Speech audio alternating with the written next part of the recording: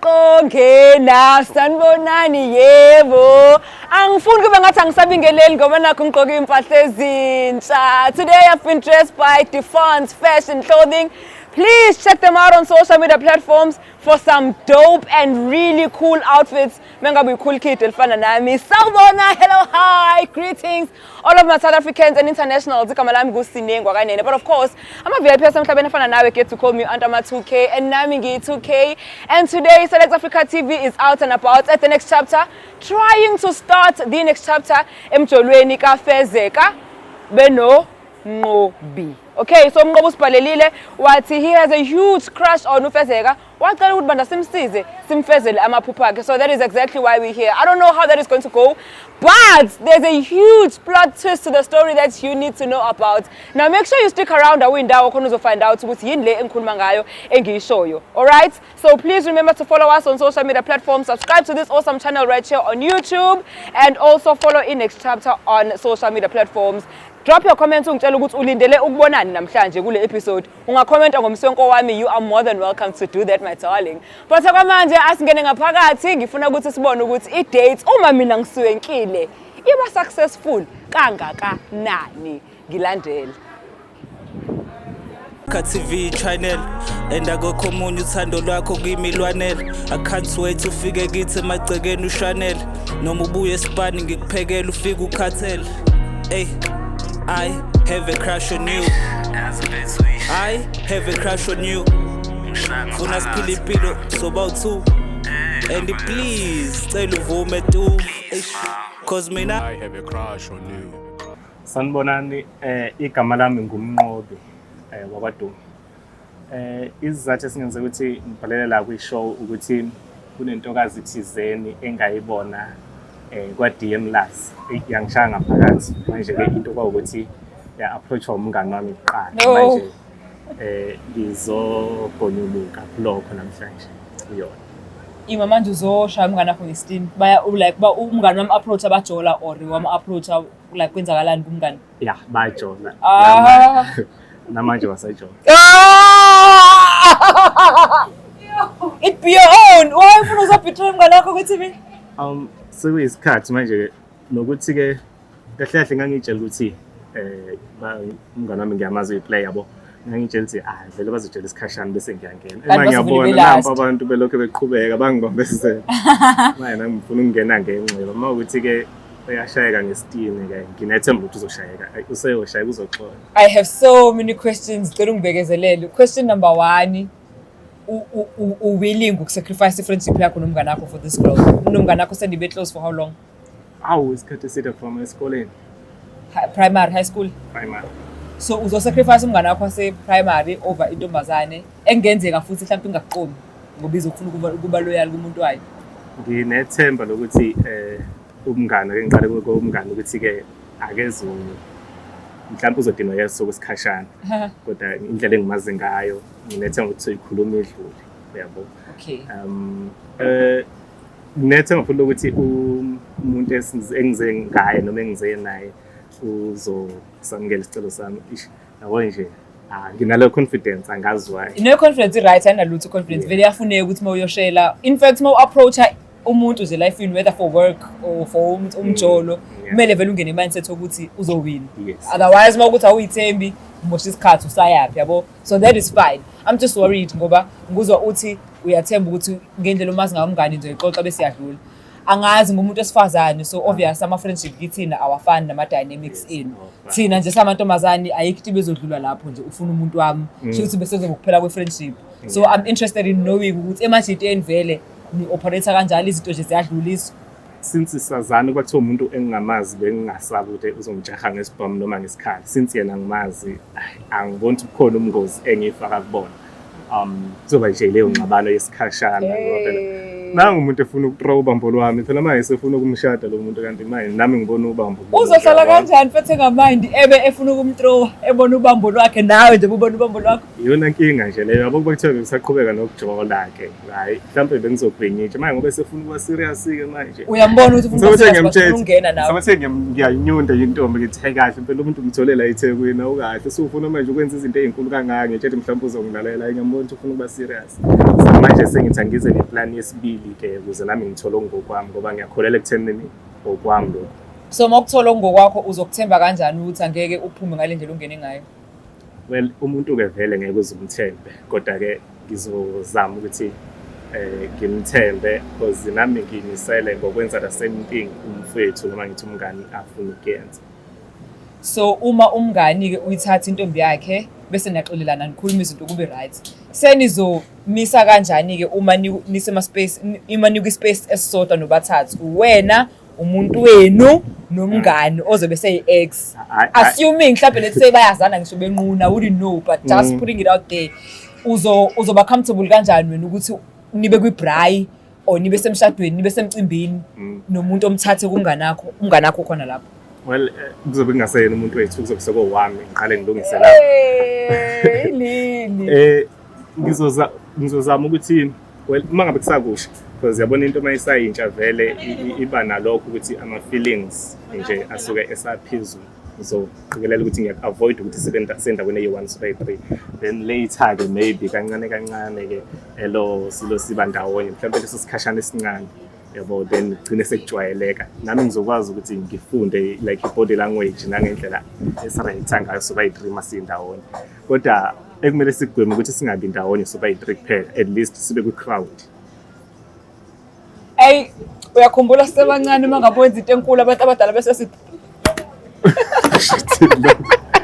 uyangifisa mfethu ungiqeda yabona ke in the history of all episodes we've had this one has to take the cup like I'm so angazi noma ngithi ngi-interested noma ngi-shocked but kunama feelings engwazayo and ayagijima ngathi wena ufuna usisi lo.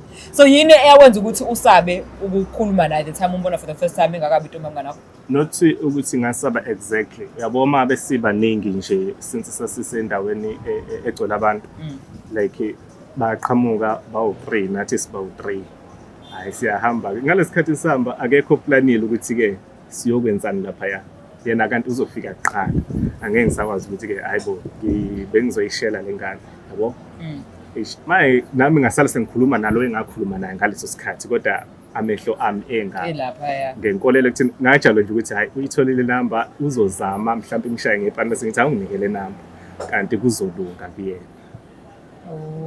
Yeah kwaseba umqantsaka.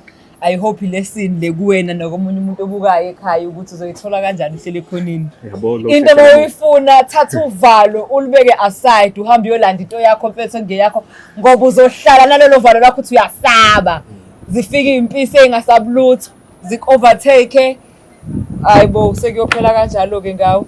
Okay so you know owayethanda ngayo sis? Well uqala nje ngakhangwa ubuhle nangendlela agqoke ngayo yabo because ngiyangithi mina indlela umuntu osifazana agqoka ngayo iyona endifanayo ukuthi uhlobo lomuntu. Well ezisikhathi siqhubeka ke sengimbone esemdlelwaneni ngakhona ukubona futhi izinto eziningi like ubu-wife material nyana ukuthi ukham kangakanani around umuntu wakhe because sike saspend isikhathi ndawonye like sesiphuma nje siyamajida nami ngihamba nomuntu wami phela loyo wayekhona.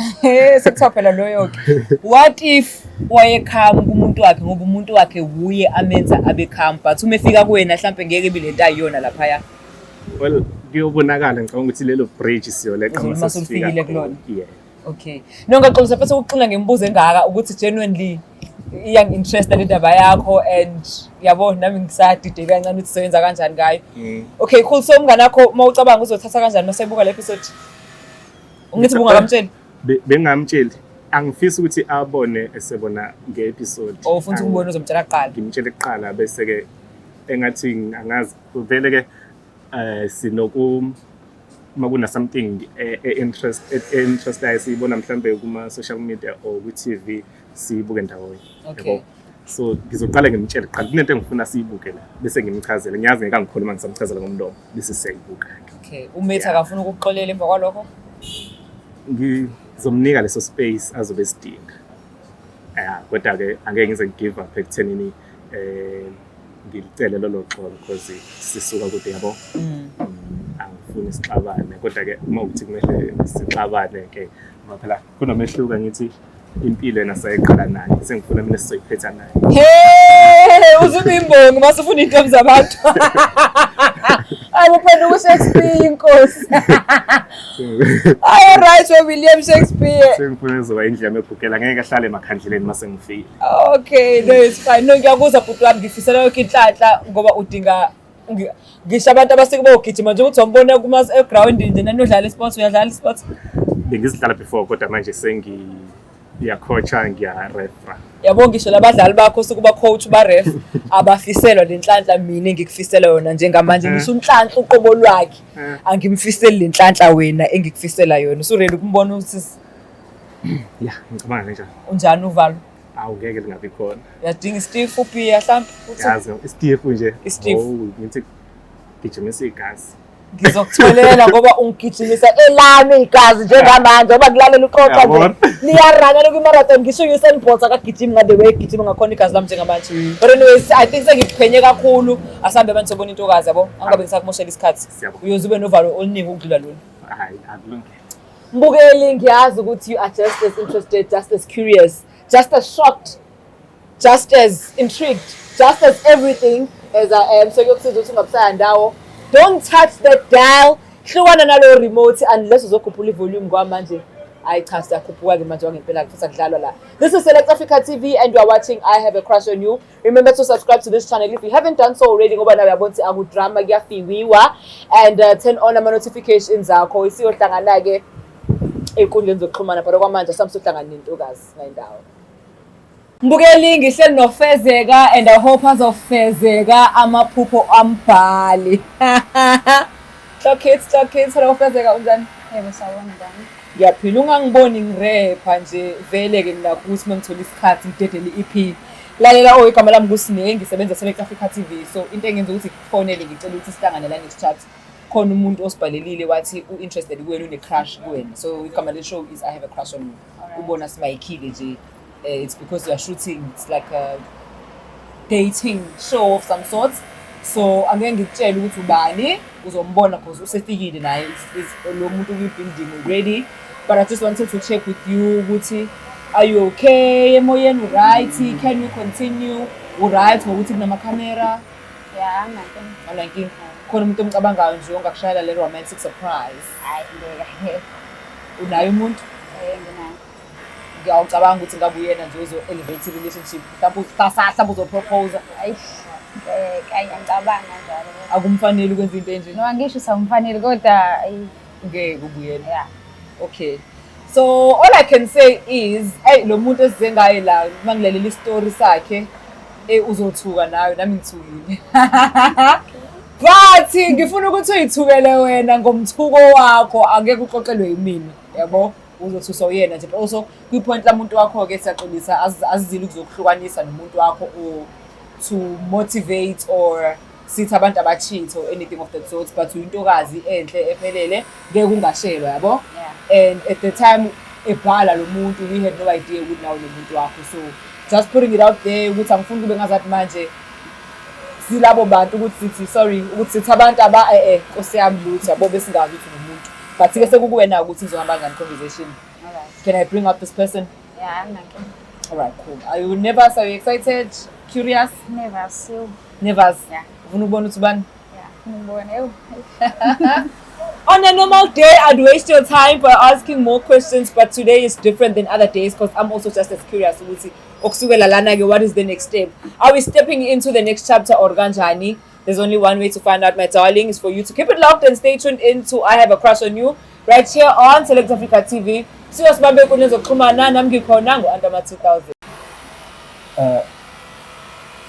Maka. Yebo sawona. Okay. Ngiyaphila. Ngiyathemba ukuthi umangele ukuthi kungani ibize la ngokuqala nje ngokuxolisa. Alright. Yeah, kodwa ke ngibize ngoba kunegama. Ebengifisa ukuthi sikhulume. Manje ngathi sikhulume sibonisane. Ngilalela ngakhuluma. Yeah, into la ukuthi since wena uthandana nomfethu, right? Ngimthatha njengomfethu ke isithini. Ngimthatha njengomfethu so uthandana kwenu ukuthi ngiyakuthanda bahle nifanelene ndawonye kodwa nginesifiso sokuthi mhlampe angazi ayikho indlela elula yokusho lento kodwa nginesifiso sokuthi ubudlelwano benu bufike ekugcineni bese kuqala obusha. Imali. Ngifike ekugcineni kanjani nokumdidana kanjani? Ya kufanele udideke. Ngifisa kufike ekugcineni ngoba ngibeke esithombeni mhlawumbe ngithi ucacisele ukuthi usho kanjani. kulungile. Engifisa ukuthi uqale ubudlelwano obusha nomunye umuntu. Nomunye umuntu. Yeah.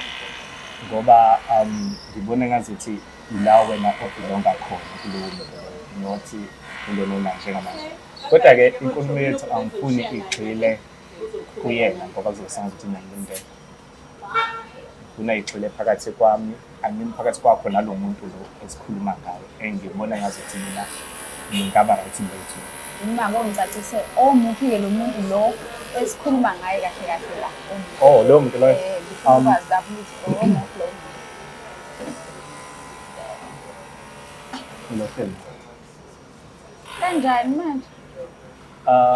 Ngicabanga ukuthi uyakhumbula la esadibana khona sonke nje uhamba namangani wakho nami La egroundini ngiyakhumbula egroundini. Kahle kahle imina umuntu okwazimele akhulume nawe ayi-introduce kuwena azazise ayibike kuwena. Then kwasebenzakalani because yena approachana mina wena kwasebenzakalani? Sasinahlelile ukuthi kuzokwenzeka ngaleya ndlela. Yena wafika kuqala ngimsoli ngalo angisoli muntu ngalokho kodwa ngasengiveni njengoba ngitshela ukuthi mhlawumbe kuzoba into ephelele emoyeni kodwa ngiyabona ukuthi ngathi ngiyaqhubeka nayo ngobudlelwano kanti mina ngaphakathi angijabulile ngoba into yenza ngajabulile ngoba ngifisa ngathi ngaba ngowami. Hayi yazi mina ngiyida yabo nje kahle ngisadidekile angazi ukuthi kufanele kanjani. Yona ithanda ukwenzima le nto, right? Because yadida. Yes, kodwa-ke kuyilokho engisho ayikho indlela elula engingayibeka ngayo. Okay, angifuni ukusebenzisa leli gama lothanda or something kodwa ngifisela ukuthi engathi ubobo. Siyabonga kakhulu sisi. Siyabonga. Yes, iphutha laba kumina ukuthi ngivumele ukuthi uyiqale i-conversation nomfowethu kuze kufika la khona niqala khona ubudlelwano. Kanti mina ngiyazi ukuthi ngifihle ini ngaphakathi kumina. Siyabona? Kanti ngiyazi ukuthi ngifihle ini ngaphakathi kumina. Ukuthi okay wena all along wena okay uyasibuka si right but wena unaleyo nto leyo ukuthi nami ngangifuna futhi wena unalokho futhi kahle kahle wena ulokuthi futhi thina okay saqhubeka sajola but wena awuthandi lokho wena ubuka ezi futhi mina kumele ngibe intombi yakho wena ubuka ngalawo mehlo lawo ukuthi no intombi yami lekahlahlebelwa kumele ube intombi yami futhi wena usuyenza ezi umngani wakho mhlawumbe wakushaya indlebe or mhlawumbe into enasenikhulumile ukuthi no mina ngiyoshela leya nto then kwase kwajike wa-approacha yena kuqala wena futhi uchaze kanjani? Ngiyathokoza ngoba ngazi ukuthi sesisekhasini eliyi-one manje. Phela ukuthi yabo. Yes, kodwa akusukuthi sasikade sihlelile. Okay. Ukuba kuthiwa saqala ngokuyikhuluma le nto yokuthi sim-approach-e mina ngizoshela wena. Yes. Kodwa-ke kwasho ukuthi uma sesifikile kunina ngathatheka la kuwena ngasala sengiqhubeka-ke nalo mngani yingakho into yethu yaphilile emoyeni ngoba vele inhliziyo wawungekho wena lapho. Yes. So ngangitshela ukuthi because umfethu ngiyamazi ukuthi like emantombazaneni vele nje uyashaya Umazi ngoba eyiplayer. ngethayibhe kanjani. Phela vele abona vele abafana yaba ama-player but uma naye mhlawumbe futhi wabona ukuthi no asikudingi sokuthi abe player ngoba ubona Exactly la wena ngithini. indaba wena ufuna ukumphuca lokho yena bese ezamile kona mhlawumbe usezamile ngendlela thizeni njengoba eseshintshile njengoba ngiphethe yabo right zonke izinto ku-right nendlela izinto ezenzeka ngakhona nawe uyabona futhi wena kahle kahle awusakuthandi wena ukuthi kwenzeke lokho wena ma njengoba usuthi wena usungifuna wena uma kungasenzeki ukuthi wena ube ngowami. Ehe. Angifuni ukucabanga lokho ukuthi kungenzeka kungenzeki. Kodwa-ke inhloso akusuke ukuthi ngilimaze ngeniphule inhliziyo ngoba nayo. Well vele okwakho-ke ngiyazi ukuthi-ke uzothokoza kakhulu la ozokusuka khona okunala ukhona njengamanje. As for yena ingoba ngiyazi ukuthi ngihlelile, ingoba ngiyazi ukuthi intoni esenhliziyweni yami. Ngibonile ukuthi lento yokufela ngaphakathi njenge-flaska ayingisizi because ilimaza mina ngaphakathi. Ngiyothatha ngithatha isinqumo sokuzohlambuluka namhlanje kuwena. Hayi bandla yazi nyamanga hey But sathukile ngisho lonke lento hhayi yeah, ngiya-understand kodwa izulu sithi la kunothando khona nendlela ikhona, so ingakho ngithatha isinqumo sokuthi ngingagcini ngokuthula angikhulume hleze siyithole indlela njengoba kade ngisho ukuthi-ke ngifisa sibonisane, hhayi ukuthi siphikisane or siqophisane. mina ngizwa kahle shementa ngifunda udlala ngayo angizwa kahle lento yabo nje yangena iyaphuma angizwa futhi ake ngize ngibeke ngisho emqondweni. Ngiya-understand ukuthi why ukhuluma kanjalo, kodwa-ke mina njengomuntu wesilisa onohlelo nginayo indlela yokuthi kungene ukugxile kuwena lokho, ngoba njengoba siqala namhlanje kuba nale conversation asigcine. Ngoba Ngizama kusemandleni nangayo yonke indlela ukuthi siyikhulume lento ugcine sewubona i-potential ngale nto engikhuluma ngayo. angiboni ngithembisa lutho nje yabo Hayi kuyezwakala kodwa-ke because angifuni ukumosha into relationship yami ngibe ngi-happy kuyona ngiyimoshe ngomuntu engingazi ukuthi uhleleni oney'nhloso zakhe mhlawumbe nakhona lezi nto oy'shoyo mhlawumbe ukuthi uyafika kanje awunazo iy'nhloso ezi-right uze wena ngale ndlela lokuthi okay ungibukile wathi uma ungibuka mhlawumbe wanalokho uthi aya phela kunale nto leyo abafana bayenza ukuthi ngizombuka ngoba ey'ntombi yami hhayi ngoba ngimthandi ngoba ngiyamhalela ngizombuka nawe uzofika mhlawumbe wenze lokho bese uyangishiya yeka sengishiya umuntu wami mina ongithandayo esidolayo naye ubonayo ukuthi into yethu vele iyaphambili nawe uyabona vele uyabo into oyaziyo le then wena okay sewuyafika wena kanjani manje sengiyeka umuntu wami wesikhathi esingaka uphele nje like umjolo wami uphele nje ngento mhlawumbe ngeke ngazi ukuthi ngithi ngiyangena kuleyo relationship umlilo wamaphepha ngeke izilast. Well ngiyathanda ngizodebela lama uthi mhlawumbe okusho ukuthi nawe umhlawumbe usebenza ekuthenini ukabili ungenza kube okuhle or kube okubi. Okay. Ngikudedela wakhuluma qeda ayikani. Okungenzeka kube kuhle lokhu mina engihlelayo noma kube kubi. So mina ngize la ngesithembiso ukuthi konke lokhu angeke kuze kube ngeke kuze kuphethe ngesililo. Kuzophetha kahle. Well baye bethi-ke into eqala emzimeni iphethe ekuhleni kanti le eqala ekuhleni iphethe emzimeni. Yinhle into yenu nomfowethu kusukela ekuqaleni kuze kufika manje. Asazi ukuthi isiphetho siyoba kanjani. Le sikhuluma manje nawe ithanda ukuba nzimanyana and ngisho singayiqala vele kuzoba ney'ngqinamba ey'ningi kodwa isiphetho sayo si-guaranteed ukuthi kuyobe kuyinto. Indaba uthi wena si-guaranteed kuyoba intense. Njengoba ngishilo phambilini ukuthi baye bethi okuqala ngomzima kuphetha ngokuhle kanti okuqala ngokuthi kube kuhle isikhathi esiningi kuphetha ngenyembezi. Angiqanganisi-ke ngalokho bese ngisho nje ngisika kwelijikayo. Ngiyajabula ukuthi ngoba sesiyazwana. Hayi ngiyezwa kodwa phela angikho kimi. Yabona uma usithe uyezwa. Ngiyakuzwa into eshoyo. Into eshoyo ngiyayizwa yona kodwa. Yabona ngoba sewuthe nje uyezwa ngiyabonga. Ukodwa sale sewuyezwa. Hayi angihlaziki. No phela ayikho kanjani. Ngiyezwa into eshoyo. Angisho ukuthi ngiyavuma cha bandla. Kuyezwakala okusho ukuthi ngiyayithola imvume yokuthi ngiqhubeke nale mizamo emihle kangaka engiyizamayo. Angikubuzi ngiyasho. Judging by into oyishoyo wena okusho ukuthi ngiyayithola imvume. Ngiyakubonga futhi. Angisazi-ke sho. Angisazi. I give up. Yazi. Ngale biyo vele uhlaka mnandi. Hayi bandla. I-date yami yanamhlanje. Ngizocela ungicuphisa. Ngizoniphazamisa kancane nje. Kancane. Ihamba kahle i-date. Wahleka kusho ukuthi ihamba kahle-ke vele uma ukuthi bengibuza nje vele uphele insini. Ngizathini Nkosi yami. Iyahamba. Yeah. Akufani. Akufani. Kusho yena. uzizwa unjani uma usubonile ukuthi ubani ngathola ukuphazamisa uzizwa unjani uma usubonile ukuthi ubani ola Bengithukile bantu ngabo. Engayilindele ngikuphazamisela nto sathini mina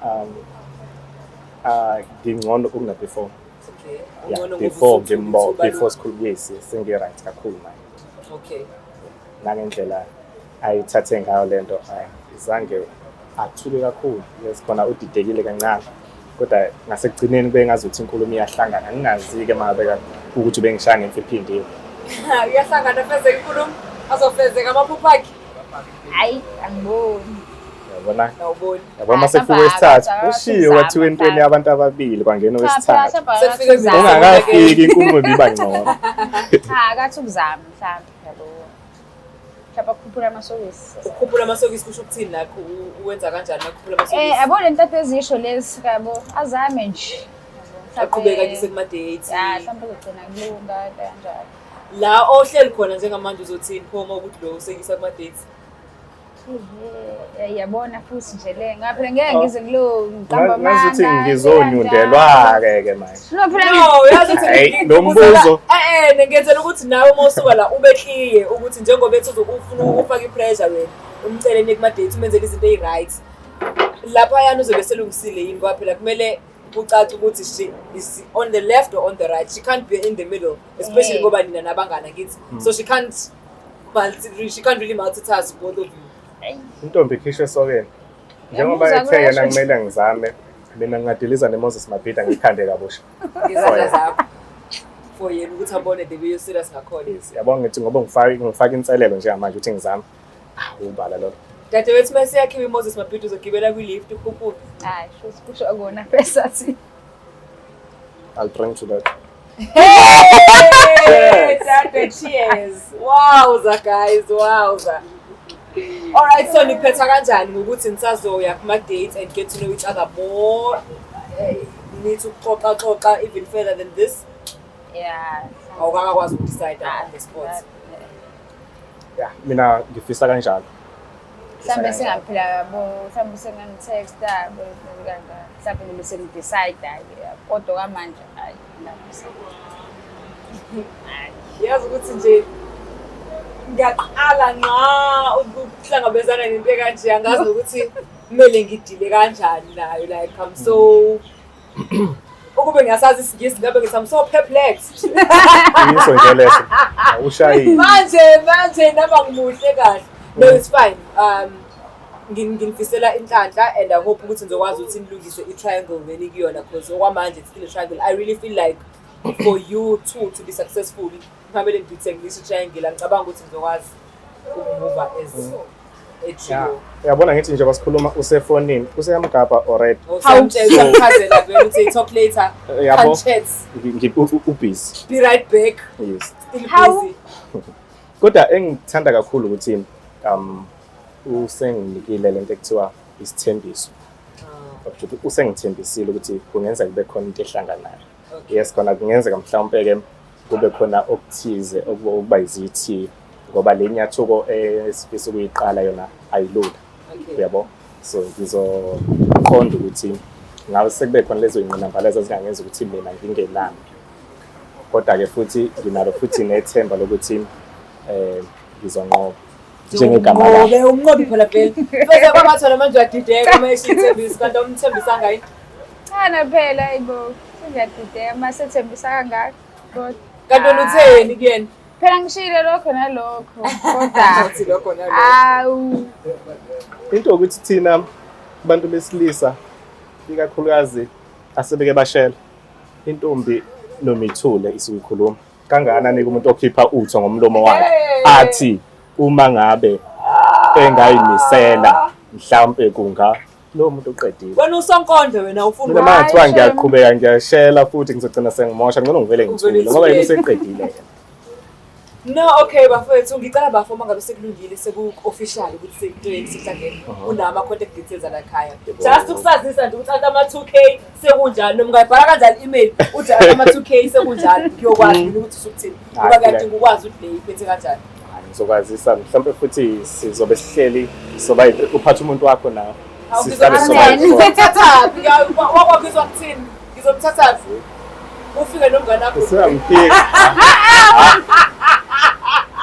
ufike nalomngane wakho la vele sishaya i-switch up futhi ngalelo langa sobe sidla inhloko sidla ngezandla ngeke sidle ngey'khala ekhona yebo ngagcina isikhali sigcine singasasiki inyama sekunangwana manje yabona no thank you so much ngiyabonga ukuthi usibhalelile wakwazi ukuthi uthembe ngento kanje ngiyathemba ukuthi kuzokuhambela kahle makhamba isikhathi I mean ngiyam-understand uFezeka this is not an easy thing ukuthi ngavele ethi namhlanje yeah sekunjalo especially given the circumstances enibona but ngiyajabula ukuthi wena regardless ubile nesibindi wazokhipha okusenhlizweni yakho Fezeka thank you so much for your time you could have been busy with other things but ukwazile ukuthi avele ukuthi uze la so I truly appreciate that and I hope nizokwazi ukuthi niqondanise ngendlela e-right ngicela ukuthi nginishiye if you guys don't mind angifuni kube ngazathi ngiyaproud angifuni kube ngathi ngiyajealous ngoba nakho mina ngingumba hamba yedwa noma ngikho kanjalo hayi siyabonga wesisi ngiyabonga kakhulu no worries enjoy your food guys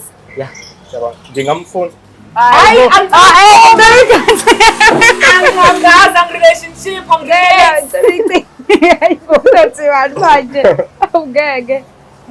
i-date yami yanamhlanje ya ngathi ihambe kahle kakhulu I-date yami namhlanje ngingasho ukuthi ibe right noma kade kwenzeka into ade ngingayilindele.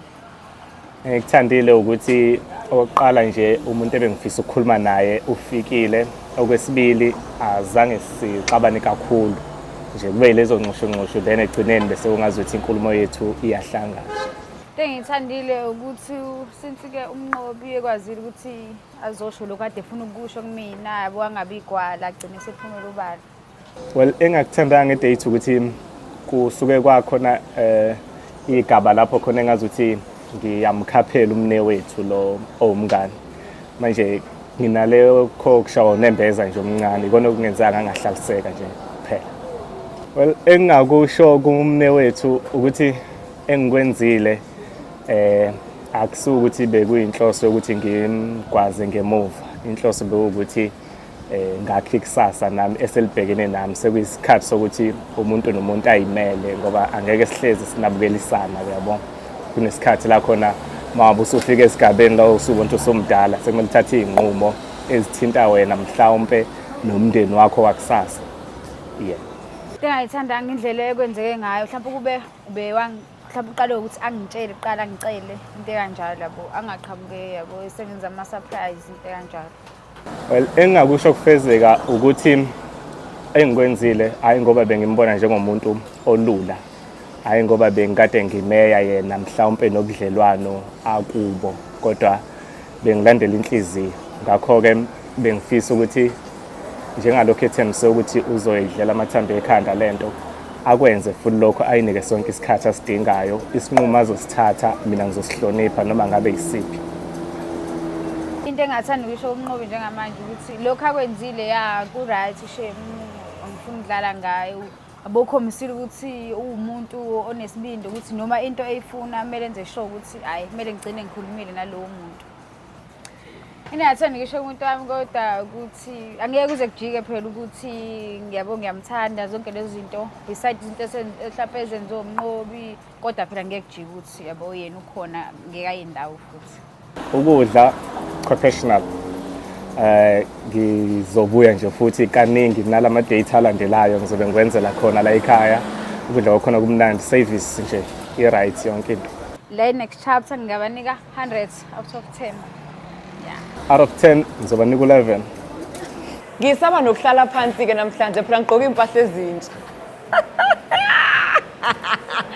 But also speaking of ukuhlala phansi nangumnqobi la kade uhlala phansi ku relationship yabantu bavele bamdonsela isihlalo wayethola sewabhu phansi alwehlanga lungehlanga sithi dudu kuleyo ndawo but that shouldn't discourage you from trying to find the love of your life mokuthi nawe khona umuntu ombona wamthanda ngisho kuthiwa umuntu kamnganakho sibhalele on the email address down below and that's Sokuseta ngoba iSelect Africa TV avilenza iqiniso ubone na ukuthi simenzele umnqobi wayehlulekela yena Nkosi yami ukunqoba intokazi sho uthi amaphupho akhe awafezekanga njengoba kade ufuna ufezeka fu Igama lami nguSinengwa kanene kodwa ama-VIP asemhlabeni afana nawe get to call me under ama-2K. Nami ngiyi-2K and namhlanje bangimuhle nginje ngigqokiswe i-Defense Fashion Clothing. They're out on all social media platforms.